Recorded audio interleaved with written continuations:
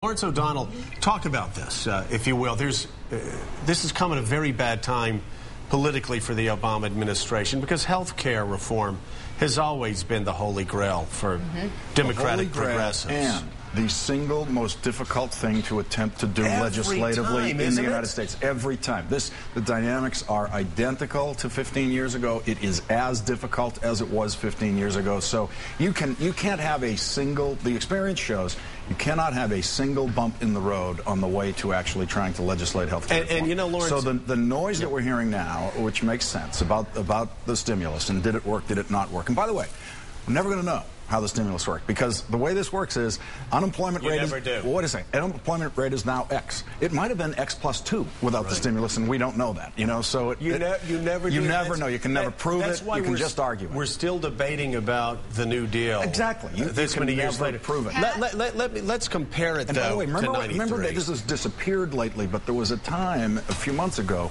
when stimulus was used as part of the argument for health care reform. We're going to pump money into that system. And by the way, that's real. We're in New York City right now. There are very few people in New York City who can tell you what the number one industry in New York City is. Everyone thinks it's Wall Street. It's healthcare. You know, okay? It is a very big sector of this obviously, economy. Pat Buchanan, I understand the argument, but that is going to be a very hard sell again in Middle America, that spending more money on healthcare is going to help. And Lawrence is exactly right. If you want to get healthcare, this is a memo to future progressive liberal presidents. You better do it first, because Bill Clinton passed the big tax increase, the big spending bill in '93. By the time he got around to health care, there was a revolt. President Obama has spent a lot of money his first 5-6 months. A budget projection over the next 10 years, it's staggering.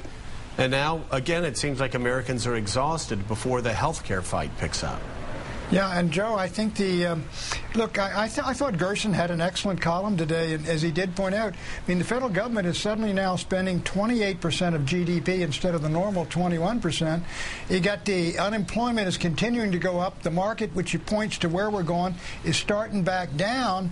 And you got even his energy bill, all those taxes that they're going to put on the American businesses and corporations. How are you going to compete with the Chinese who aren't going to do any of that? I think the whole thing, he really is headed for the iceberg. He is. I was talking to an administration official last week. What do we mean by headed for the iceberg in this discussion? Because I could argue that the health care thing is going procedurally very well at this point. Let me put it differently. I was talking to a senior Obama administration official last week, and I turned to him and I said, you know, and I was talking about all of these things. I was talking about the polls. I said, you guys are going to have to thread the needle, or you're not going to get health care. And there's a general feeling they're going to have to, because procedurally it's going very well. They'll get what they want out of the House. Yeah, but they always do. You're going to have to get Evan Bayh. You're going to have to get Mary Landrieu in Louisiana. You're going to have to get the 2 Arkansas Democratic senators. You're going to have to get Claire McCaskill. You're going to have to get Ben Nelson on board. And I just don't see any of those people getting on board, because unless they really move away from Nancy Pelosi's position and Henry Waxman's position. Oh, they will. The Senate is not going to do what the House does. The Senate is going to have a totally different product, and I don't hear any noises. It's not going to look like Ted Kennedy's I don't hear any bill. sound. No, it won't. The Kennedy bill will be irrelevant when you get to the floor. It was last time. It's never in the center. They legislate out on the left. The Finance Committee comes in down the middle. That's the one you go with. That's the only one to watch in terms of legislative reality. And it also is the only committee that has the real jurisdiction. The Kennedy Committee doesn't have Medicare, doesn't have taxation, doesn't have Medicaid. It can't do it. Yeah. So you keep your eye on Max Baucus, the Finance Committee. Yesterday, Harry Reid, Majority Leader, basically ordered Max Baucus. By the way, that's impossible to do. I've seen Majority Leaders try to order Finance Committee chairmen to do things, but he tried. He ordered him to stop thinking about taxing health care benefits to pay for this. Just don't go there, because that's something that you can get, they think, a few Republican votes on, but you'll lose 13 Democratic votes. The problem always with health care is there is no popular way to finance the solution to health care. And there is the image among most current health insurance policyholders that they might end up worse off. Those two dynamics are tough. Well, the political problem, too, Mike Barnacle, is the fact that let's just face it. People in Indiana, in Evan Bayh's state, people in Missouri, Claire McCaskill's state, they really don't care what progressives in Washington want on health care. They want their jobs back. They want their economy revved up. And if they see this as a distraction, they're against it. Now, if they see it as a stimulus plan, like you were saying, then it can pass. But the bottom line is that jobs, jobs, jobs. That's the principal thing going on in America today. But the thing about health care is, and Lawrence got to it, the key element of the health care debate this year and the obstacles this year are the same as they were 16 years ago. And the political question is, why? Why, after 16 years, are we still dealing, haven't confronted, haven't solved? Well, we had a very simple thing. It's the most expensive thing you can propose doing in the American government, number one. Number two, this is a real problem, if you want to call it this, in legislating reform.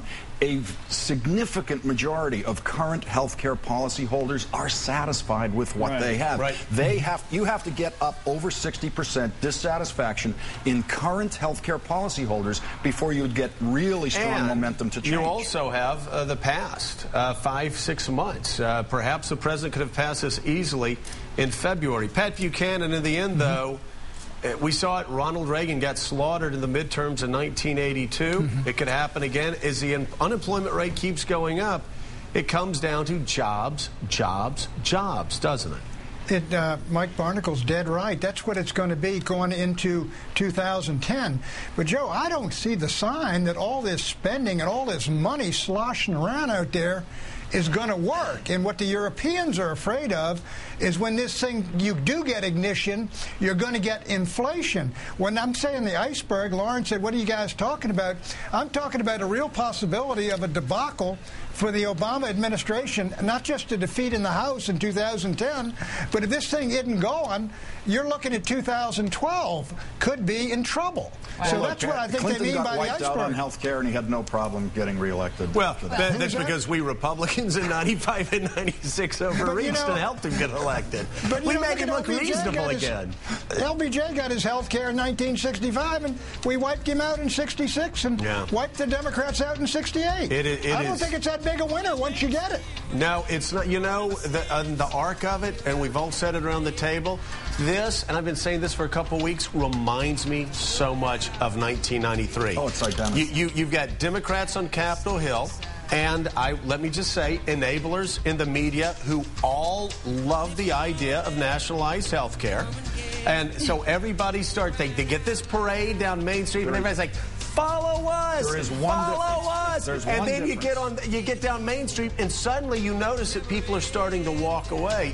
They've got to do this just right. There's one difference, and that is Barack Obama. You know, I was running the Finance Committee at that time for Chairman Moynihan, trying to round up Democratic votes. I'll never forget a conversation with Kent Conrad from North Dakota when I'm trying to get him on Clinton's tax bill, which is a tax increase, and I give a spiel, and he says to me, you know, Bill Clinton came in third in my state. A third behind Ross Perot. And I hadn't realized that. You know, Obama won, and for Democrats, he won big. And so that's the difference, is can Obama's real win of the presidency, and real leadership from the White House, which Clinton never had in that first year. 50%. Can Obama do it? And he might be able to. The bottom line in this debate, in the Senate and here, is if you leave this building and ask the first 50 people you confront on the sidewalk, do you like your health plan?